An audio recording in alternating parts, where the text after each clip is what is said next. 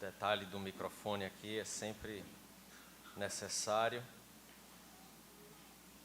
Meus irmãos, graça e paz, mais uma vez a gente louva a Deus, agradece ao nome do Senhor, podermos compartilhar a palavra dele com os irmãos, poder ver alguns rostos que nós já conhecemos, louvar o nome do Senhor por tudo que ele tem feito na vida da sua igreja. Eu quero chamar então os irmãos a abrirem a palavra de Deus num texto muito conhecido, texto do Evangelho de Mateus, capítulo 28, versículos 18 a 20, e eu quero meditar com os irmãos, pedir a graça do Senhor que nos conduza essa manhã, meditando em sua palavra. Mateus, capítulo 28, versículos 18 a 20.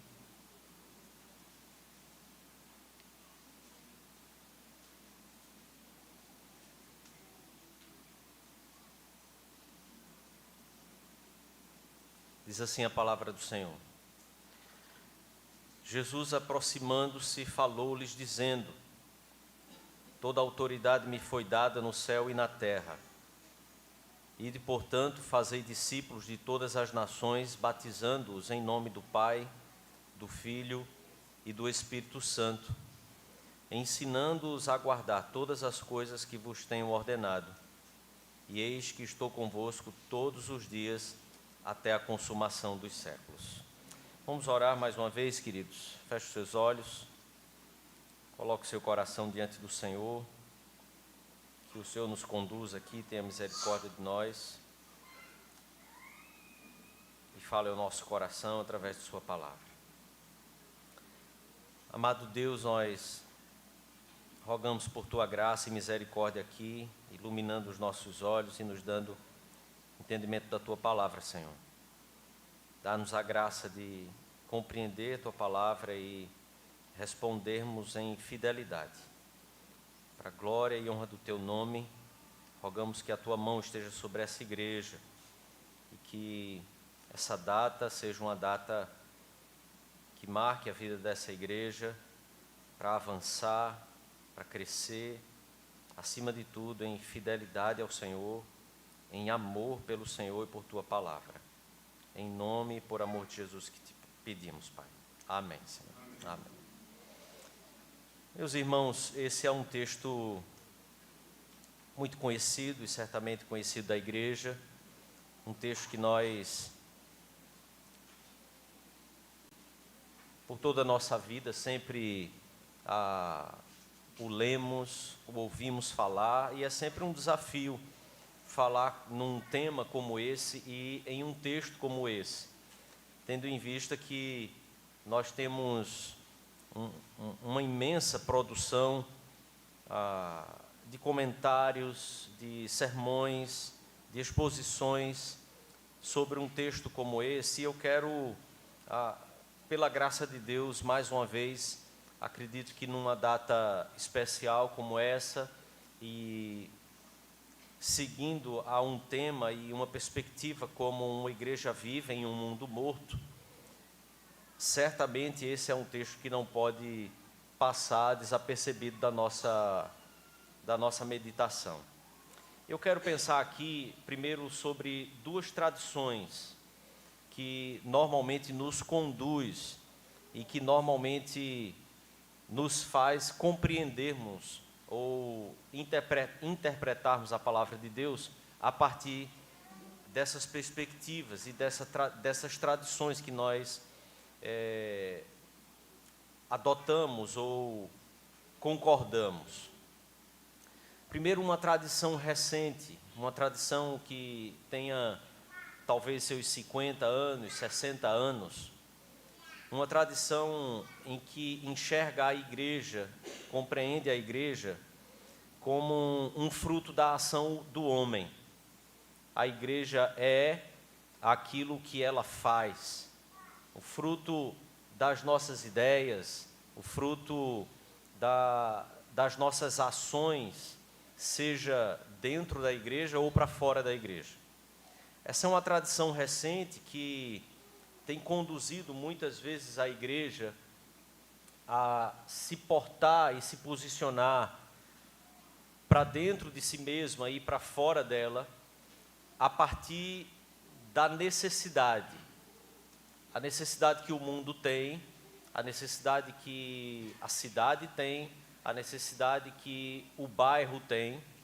Então a igreja tenta, a partir disso, ser alguma coisa e desempenhar alguma coisa para o bairro, para a cidade e para o mundo.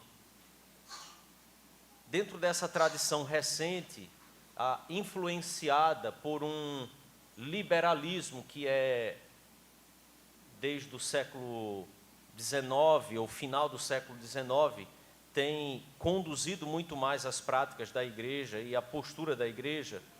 Dentro dessa posição, a igreja vive constantemente por desafios que surgem, desafios que nascem a partir do movimento da própria sociedade. Então, no que a sociedade vai sofrendo suas mudanças, a igreja passa a ter novos desafios para que ela possa se definir e até mesmo se identificar diante do mundo e das necessidades que o mundo tem. Então, observe, essa tradição recente tem, de fato, conduzido muitos caminhos de muitas igrejas. Inclusive, quando nós pensamos na própria relevância da igreja, o pressuposto primeiro é exatamente se a igreja serve de alguma coisa para o mundo. As palavras do Senhor Jesus nos desafia como igreja. A palavra de Deus nos desafia como igreja. E aqui eu quero então contrapor com uma tradição que é a tradição reformada.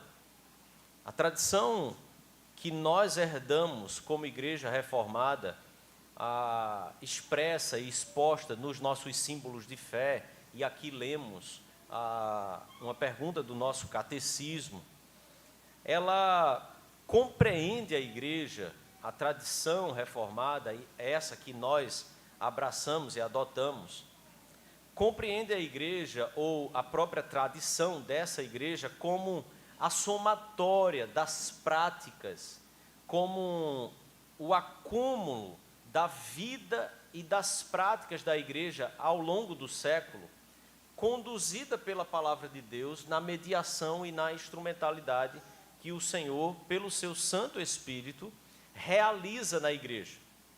Então, a igreja não tenta ser alguma coisa, mas a igreja, antes de tudo, é. A igreja, antes de tudo, é passiva. Ela sofre a ação de Deus. Nós, individualmente, somos de Deus porque sofremos a ação de Deus no nosso coração. Individualmente, nós somos de Deus e adoramos a Deus porque Ele, em um determinado ponto no tempo da história, agiu em nosso coração e por isso os nossos olhos foram abertos para Ele. Logo, nós, como coletividade, como corpo de Cristo, também somos o resultado da ação de Deus.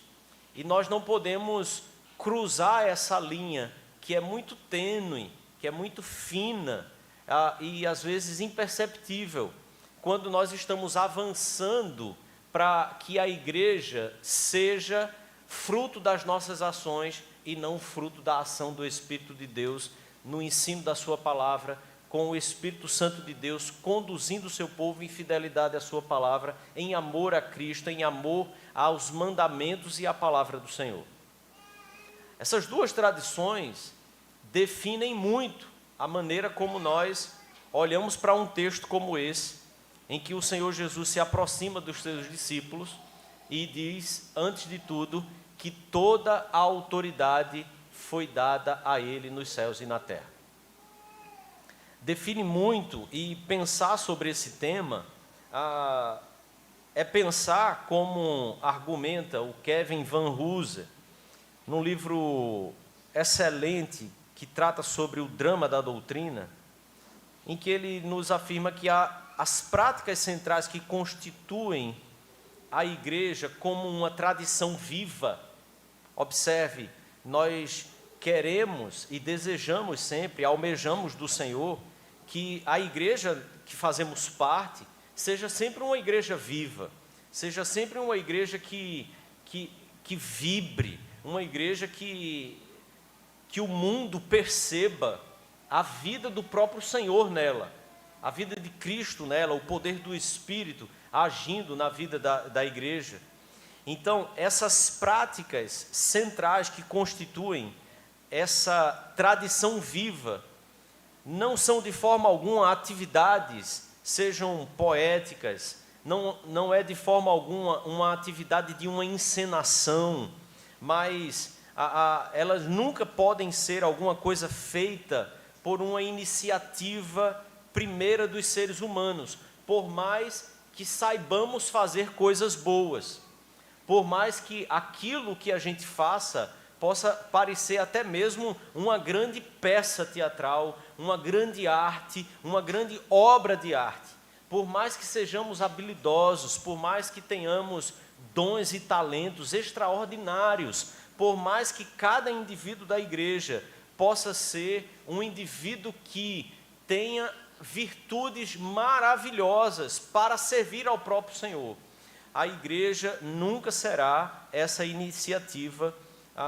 de seres humanos, mas algo que é, então, o poder, a soberania, o decreto de Deus, realizando na igreja, através do seu Espírito, algo que, como consequência, a igreja vai experimentar, mas nunca de forma ela sendo a pessoa ativa, mas sempre sendo passiva. É preciso que a gente encare e olhe, então, algumas verdades sobre esse texto, em que eu e você somos passivos, mas ativamente tementes, ativamente obedientes à palavra de Deus.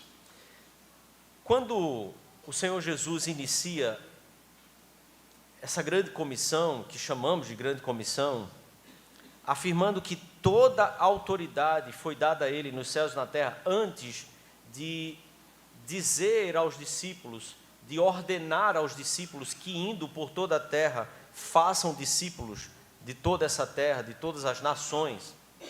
Quando observamos isso, eu peço que você abra Daniel capítulo 12, versículo 2. O Senhor Jesus faz uma alusão aqui e uma referência, porque esse contexto em que o apóstolo Mateus está nos inserindo no capítulo 28, deixe sua Bíblia então aberta aí em Daniel capítulo 12, observe que o capítulo 28 do Evangelho de Mateus, que nós estamos lendo, é um capítulo que nos faz enxergar uma conclusão do Evangelho total, de todo o Evangelho de Mateus. No capítulo 28, se você observar, o evangelista Mateus inicia com a ressurreição de Cristo. Então observe, a finalização do livro nos conduz à morte do Senhor e à ressurreição dele. No momento em que Mateus começa então a relatar sobre a ressurreição, há aqui um conceito de ressurreição corporal que é extraído do profeta Daniel.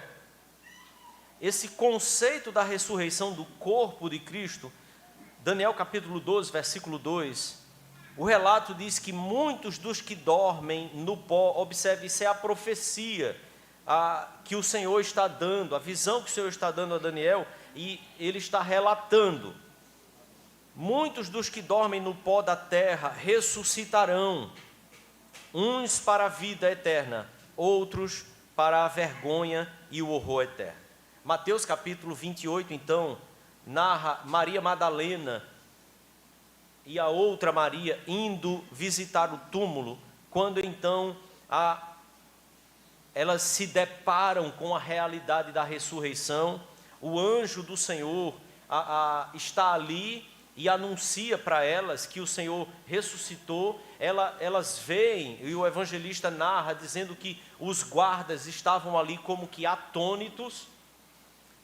E o que é interessante, então, aqui é que é no Evangelho que nós identificamos que a ressurreição, ela tem então como premissa a própria ressurreição do Filho de Deus.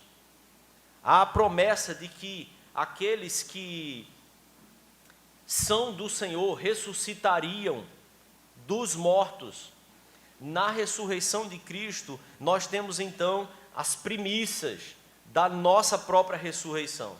Há uma promessa então que começa a ser realizada quando o próprio Senhor Jesus Cristo ressuscita dos mortos, para então assegurar à sua igreja, assegurar aos seus discípulos que a ressurreição prometida na palavra de Deus é garantida a cada um daqueles que confiarem as suas próprias vidas ao próprio Senhor Jesus Cristo, porque a morte não o venceu, ele sim ressuscitou dos mortos, e na vida dele, e na ressurreição dele, nós temos a nossa ressurreição e a nossa própria vida. Mas certamente para todos aqueles que morreram com Cristo também para os seus próprios pecados. Então, quando vimos o Senhor Jesus anunciar que toda a autoridade foi dada, nós precisamos compreender isso dentro do contexto do capítulo inteiro. O evangelista Mateus está nos conduzindo à consumação de algo que Deus está planejando e está estruturando há muito mais tempo na história. O Senhor já estava conduzindo tudo isso e fazendo da ressurreição de Cristo um distintivo dessa ressurreição que depois acompanharia a todos nós. Mas observe o versículo 3 do capítulo 28, dizendo que o aspecto era como um relâmpago, e as suas vestes daqueles homens que estavam ali assentados à pedra eram vestes brancas como a neve. Aqui Mateus faz mais uma vez uma referência ao texto de Daniel. Então, capítulo 7 de Daniel, se você puder abrir sua Bíblia, versículo 9, essa descrição da vestimenta do anjo é exatamente baseada nessa teofania, na visão de Daniel, quando estava assentado à beira do rio. E então, Daniel diz: continuei olhando, versículo 9, até que foram postos uns tronos, e o ancião de dias se assentou, sua veste era branca como a neve, e os cabelos da cabeça como a pura lã, e o seu trono eram chamas de fogo, e as suas rodas eram como um fogo ardente. Capítulo 10 do mesmo texto de Daniel, passe mais algumas páginas de sua Bíblia, versículo 6, ele diz: o seu corpo era como o berilo, e seu rosto como um relâmpago, e os seus olhos como tochas de fogo, e os seus braços e os seus pés brilhavam como bronze polido. A sua voz, a voz das suas palavras eram como o estrondo de muita gente. Então, Mateus está ecoando, ressoando mais uma vez aquilo que a palavra de Deus já havia anunciado, aquilo que no Antigo Testamento já está posto, e o que está acontecendo agora aqui no início desse capítulo é que Mateus está dizendo ao povo que tudo que estava sendo anunciado sobre o Messias começa a encontrar a sua plenitude. Veja, nós estamos no fim do Evangelho de Mateus, mas no início, no primeiro capítulo, Mateus anuncia aos judeus que o Senhor Jesus é exatamente aquele que é o filho de Abraão, ele é a descendência de Abraão, ele é a descendência de Davi. Em Cristo Jesus, eu e você encontramos então na palavra de Deus todas as promessas do Antigo Testamento, a consumação de tudo aquilo que estava sendo anunciado, já havia sido predito. Em Cristo Jesus nós encontramos todo o nosso alicerce. A grande comissão então de Jesus aos apóstolos é uma alusão, mais uma vez, aquilo que nós encontramos na palavra de Deus. Mas é o profeta Daniel, e por isso que nós temos voltado tanto ali. Versículo 7, capítulo 14. Mais uma vez, abra a sua Bíblia. É o profeta Daniel que anuncia a Cristo como Filho do Homem. E no Evangelho de Mateus, é o termo preferido do Senhor Jesus para identificar-se a si mesmo, como Filho do Homem.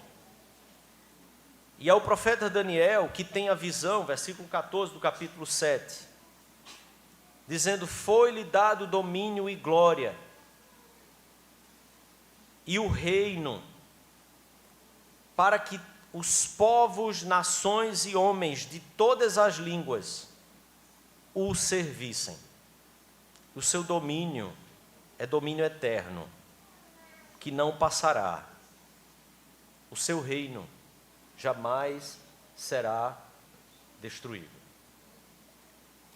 O contexto em que Daniel anuncia e tem essa revelação é um contexto em que o Senhor está dizendo para ele, revelando para ele, os reinos e os impérios de todo o mundo, que se seguiriam um após o outro, até chegar o reino do seu Messias. Então é um contexto internacional, é um contexto mundial. O Senhor está tratando e dizendo a Daniel que todas as nações, por maiores que elas sejam, por mais que os impérios possam ter poder, por mais que eles possam parecer onipotentes até, por mais que eles possam oprimir ao povo de Deus, e esse é o contexto em que o povo está vivendo, cativo na Babilônia, por mais que esses reinos possam parecer superiores ao povo de Deus aqui na terra, e até mesmo ao que Deus está fazendo na terra, através do seu povo e na vida do seu povo, há um reino que se estabeleceria, ou que seria estabelecido, o reino do Messias. E quanto a este reino, nada poderia ser superior a ele. Não haveria nenhum outro reino que tivesse poder, domínio, autoridade e o tempo que não mais acabaria, como esse reino, o reinado do Senhor Jesus Cristo. É por isso que o Senhor Jesus nos faz compreender que com a sua ressurreição, toda a autoridade agora estava sobre ele. Então, mais uma vez, esse título de Filho do Homem, que Mateus anuncia em todo o seu evangelho, agora é a ele, ao Filho do Homem, que todo poder e autoridade foi colocada sobre suas costas, sobre os seus ombros. O que Daniel anunciou, o que Isaías anunciou, do menino que nasceria e que toda a autoridade estaria sobre ele, o poder estaria sobre ele. O Senhor Jesus, antes de ser assunto aos céus, antes de deixar os seus discípulos para viverem o poder do Espírito de Deus aqui na terra, na vida em que eles desenvolveriam com eles, antes de tudo, ele dá a garantia à sua igreja, dizendo: aquilo que foi prometido sobre todos os reinos, sobre toda a autoridade, sobre todo este mundo, aquilo que foi dito e anunciado, agora se consuma na minha pessoa. Eu tenho toda a autoridade sobre os céus e da terra. Todos os governos, todos os governantes, todas as autoridades, todos os impérios que existam nesse mundo, por mais opressores que eles sejam, por mais que eles possam perseguir o povo de Deus, por mais que falemos aqui sobre estados, cidades, países em que a igreja do Senhor tem sido perseguida, por mais que vivamos um cativeiro cultural como o povo na Babilônia vivia, por mais que eu e você estejamos inseridos em um mundo que está em putrefação, que é o termo que Paulo usa em Efésios, por mais que a igreja do Senhor esteja vivendo em uma realidade opressiva, mesmo que só culturalmente falando, ainda por algum tempo, e que virá também uma opressão ainda maior, a que vai ser física, a que nossas liberdades serão tolhidas. Sim, nós seremos privados de muitas liberdades como povo de Deus, privados da oportunidade e da liberdade de podermos simplesmente falar. O Senhor Jesus diz aos seus discípulos que toda a autoridade está sobre os seus ombros, e é por causa disso que ele comissiona a igreja, dizendo a ela: vocês têm que ir. O contexto em que o Filho do Homem recebe toda a autoridade e que primeiro foi anunciado na palavra de Deus, é o contexto em que Daniel está junto com os seus irmãos, junto com todo Israel, cativo na Babilônia, em que eles estão sofrendo a opressão da Babilônia, o controle da Babilônia, como punição, inclusive, dos pecados dele e da quebra da aliança do povo de Deus.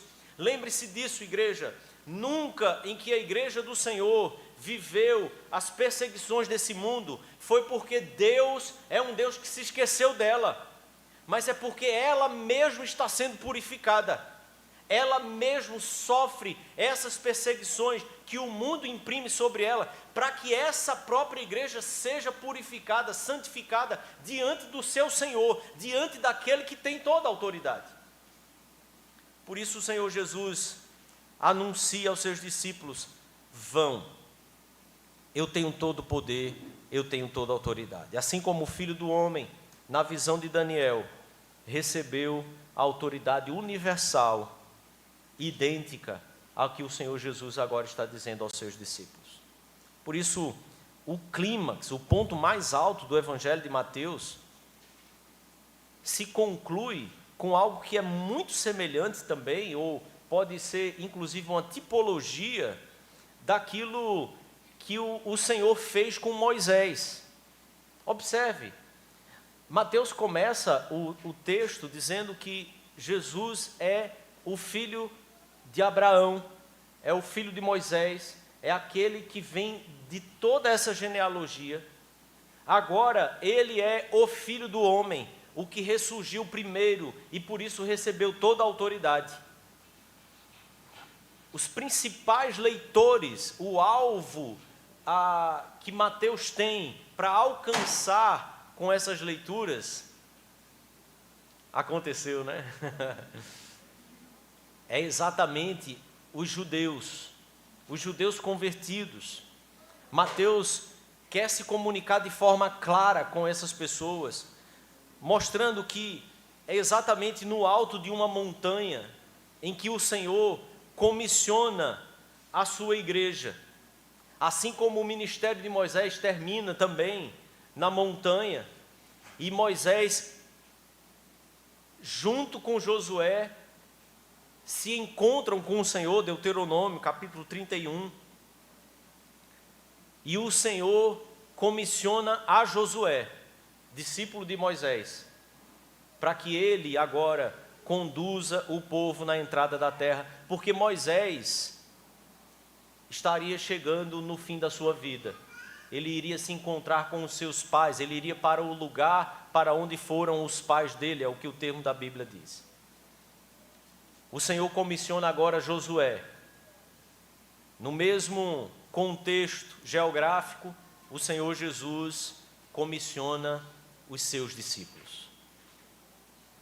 Aquele que é o filho de Abraão, de Davi, ele é também o novo Moisés, conduzindo o seu povo a uma terra prometida, mesmo que nesta terra prometida nós possamos ainda viver muitas batalhas. Observe, quando o povo entrou em Canaã, o povo não encontrou ali uma terra completamente entregue a eles. Haveria batalhas para se viver, haveriam batalhas para se travar, para se vencer, batalhas inimagináveis, inimigos, humanamente falando, impossíveis de serem vencidos. É assim a vida da igreja no mundo. A igreja nunca, jamais terá as capacidades necessárias para vencer os inimigos que ela tem nesse mundo. Mas a igreja, assim como o Senhor realizou através na vida do seu povo e através do seu povo, vitórias em que eles tinham plena convicção que foi a pura ação e milagre de Deus que realizou. Como Moisés com os braços erguidos, os seus discípulos segurando os seus braços para que o povo pudesse vencer a batalha, e quando os braços eram abaixados, o povo começava a perder a batalha.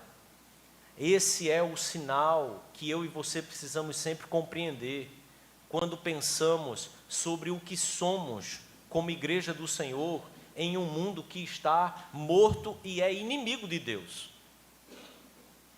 Não são as nossas habilidades ou capacidades que farão com que eu e você vençamos, como igreja, os desafios que temos nesse mundo. Por isso, o Senhor Jesus lembra aos seus discípulos: eu tenho toda a autoridade. Toda a autoridade foi dada a mim. Observe, onde está a autoridade da igreja? A autoridade de Moisés, desde o momento em que ele foi vocacionado, era o fato de que ele estava com Deus. Estar com o Senhor, ele então chegaria ao povo e dizia: o eu sou me enviou. A autoridade de Moisés não estava em Moisés, mas no fato dele estar com Deus e no fato de que Deus o enviou a fazer. O povo continuava a ouvir Moisés, porque quando Moisés saía da presença de Deus, já no tabernáculo, já tendo passado por todos aqueles desafios, todos aqueles milagres em que a presença e a intervenção de Deus estava no meio do seu povo, o povo ouvia Moisés porque a face de Moisés resplandecia, era um sinal. Esse homem esteve com Deus, esse homem estava na presença de Deus. A autoridade de Moisés não era Moisés, afinal de contas, ele é só mais um que tinha uma língua pesada, era gago, não sabia falar direito, não sei. Supõe-se que ele era gago, tinha dificuldade de falar. Foi esse homem que o Senhor levanta para conduzir o seu povo e entregar a sua revelação ao seu povo. É isso que é ser igreja. É isso que é ser uma igreja viva. Uma igreja viva tem o seu foco em Deus e na sua glória. E o que ela faz? Ela faz o que Deus manda. O que Deus mandar ela fazer. Porque existem muitas coisas boas para se fazer no mundo. Mas nem tudo o que é bom para ser feito no mundo é missão, é ordem dada para que a igreja faça. Então, esse mesmo Senhor Jesus, que comissiona os seus discípulos, assim como Josué é comissionado pelo Senhor na montanha, junto com Moisés, que está finalizando seu ministério, assim como o Senhor Jesus está finalizando. Nós encontramos também agora, nas palavras de Cristo Jesus, uma referência também a tudo aquilo que a própria lei e os profetas sempre insistentemente repetiram. Eu não vou pedir para você abrir, são muitos textos, mas observe que a linguagem é tudo o que vos ordenei, ensinando a guardar todas as coisas que vos tenho ordenado, no versículo 20. É uma linguagem que nós encontramos em Êxodo, encontramos em Números, encontramos em Deuteronômio, encontramos em Josué, encontramos em Juízes, encontramos nos profetas maiores. Todas as vezes que o Senhor ordena ao seu povo algo através dos seus profetas, Jesus agora, em que no Evangelho de Mateus encontramos o Senhor dizendo aos discípulos: a Ele ouvi, é a Ele que vocês obedecerão agora, Ele é a voz que vocês precisam ouvir. O Senhor Jesus agora, como sendo o próprio Deus e aquele que tem toda a autoridade agora, que consumou toda a obra que precisava ser realizada, Ele diz aos seus discípulos na mesma linguagem, para que fique claro para eles: é ordem do Senhor para a vida da sua igreja. Assim como na construção do tabernáculo, tudo foi feito de acordo como o Senhor ordenou, assim como na entrada da terra, assim como na condução para construir o templo, tudo sendo feito como o Senhor ordenou. Agora, a vida da igreja que se preocupa em adorar a Deus, em glorificar a Deus, em conhecer a Deus, em estar com Deus, em viver a presença de Deus e a vida de Deus nela, é uma igreja que anda em conformidade como o Senhor ordenou. Observe, a nossa maior preocupação num mundo em que nós temos já uma tradição recente se estabelecendo como uma tradição em que é até mesmo legítima, coisas que nós recebemos nos últimos 30, 40 anos, aprendendo como se aquilo fosse a coisa mais comum.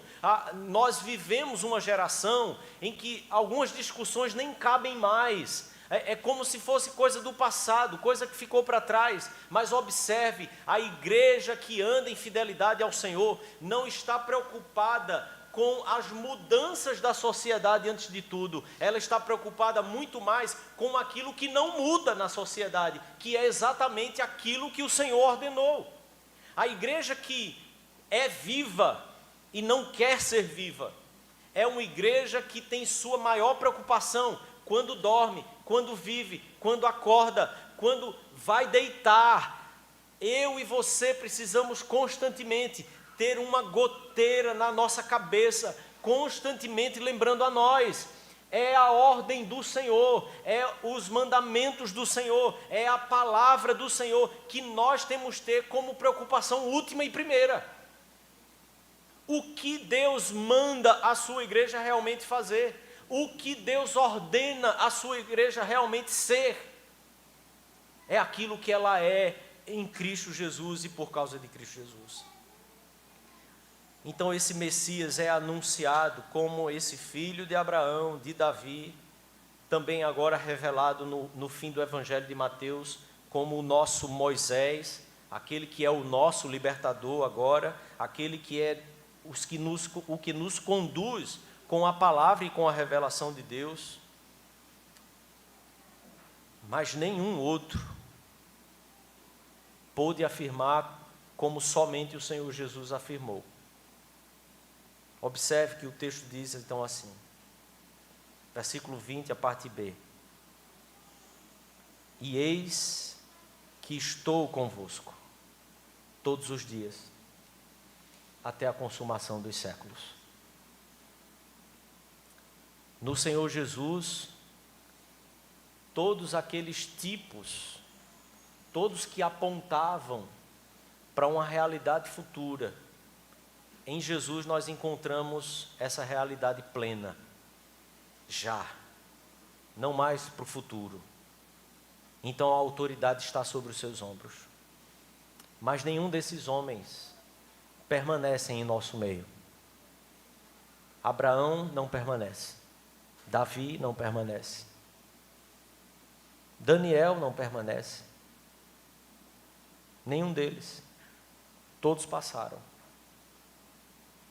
Mas o Senhor chama a sua igreja a crer inteiramente no fato de que Ele está conosco até o fim dos tempos. Apocalipse, então, relata na visão de João que o Senhor Jesus é aquele que anda no meio da sua igreja.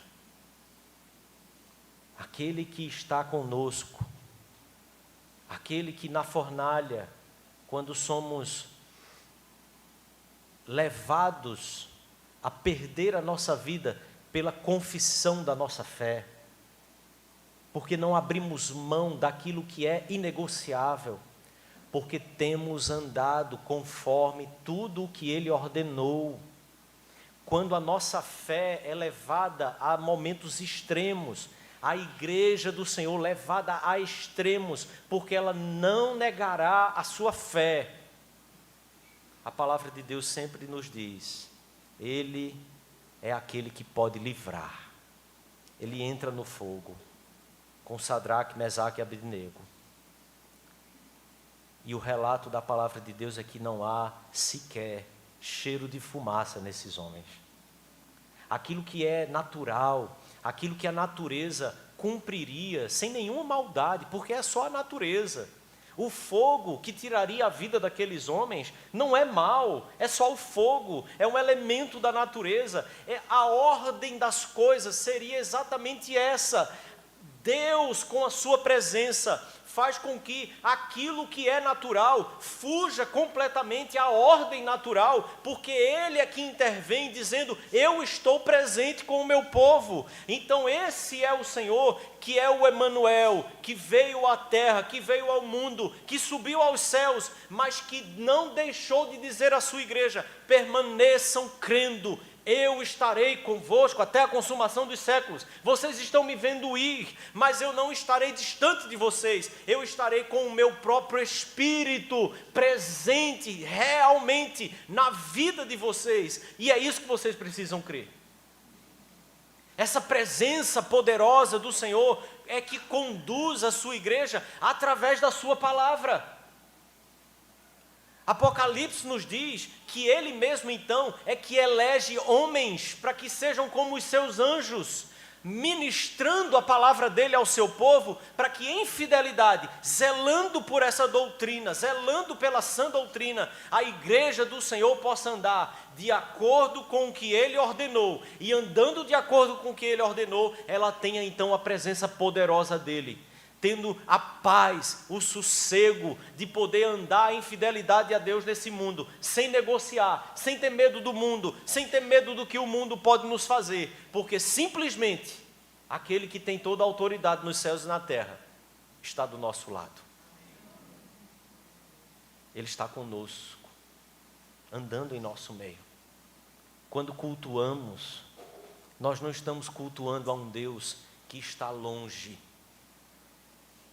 Observe que na visão de Daniel, o trono que ele vê, em que o ancião de dias se assenta, é uma visão em que ele está na beira do rio. E nessa visão, ele vê então, nesse lugar, ele vê o ancião reinando sobre todas as coisas, no seu trono. Nós não estamos adorando, querido, e vivendo com um Deus que está distante de nós. Nós vivemos uma realidade de um Deus que está em nosso meio e que está em nosso próprio coração. Ele não está longe, mas está dentro em nós, pelo seu próprio Espírito. É muito mais o que a gente crê e muito menos o que a gente faz. é muito mais aquilo que está queimando em nosso coração como verdade, do que muito mais as coisas que nós temos como muita vontade de fazer. Eu quero então pensar, querido, que a missão que temos nesse mundo, ela está exatamente no versículo 19. Ide, portanto, fazei discípulos. Porque Jesus é aquele que tem toda a autoridade, o mundo está debaixo dos seus pés agora.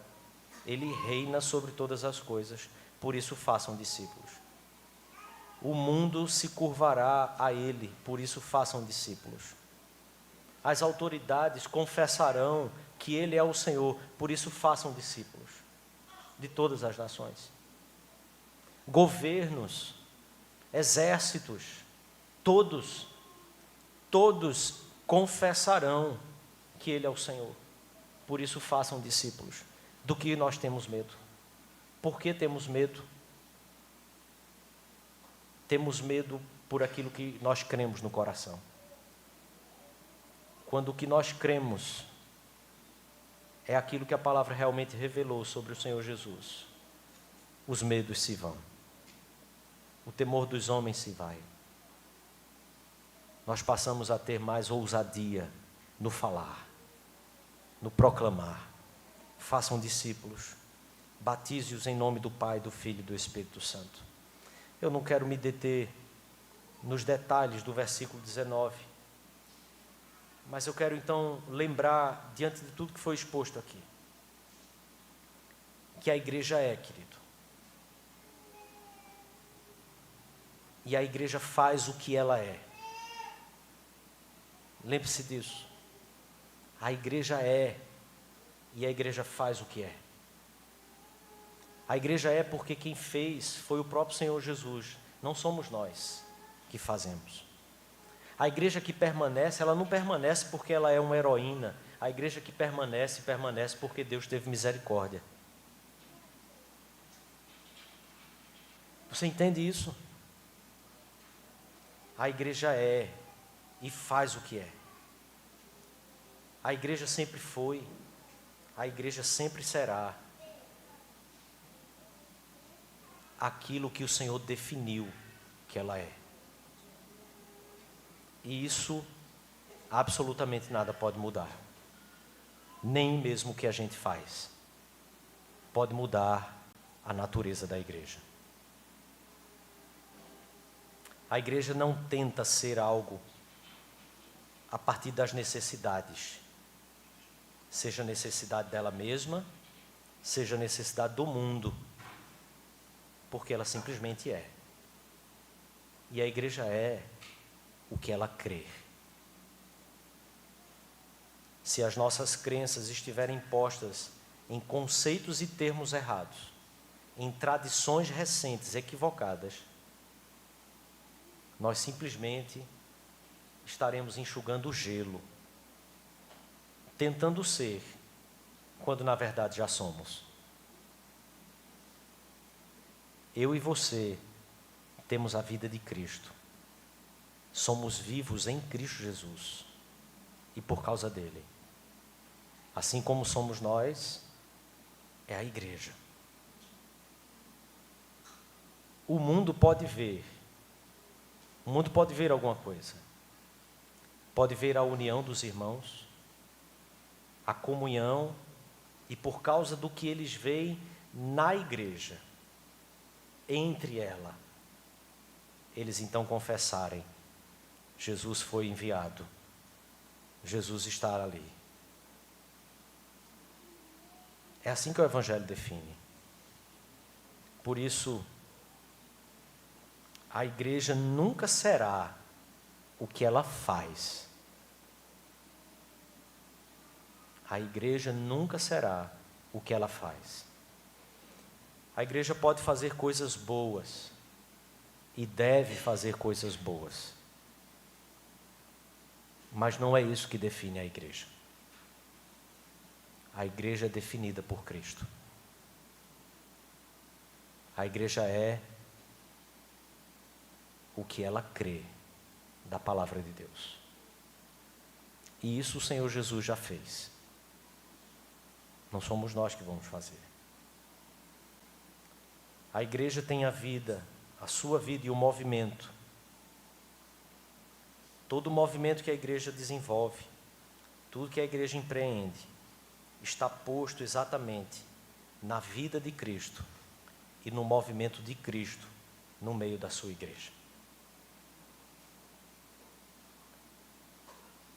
Isso envolve muito mais temor a Deus, oração, devoção, adoração,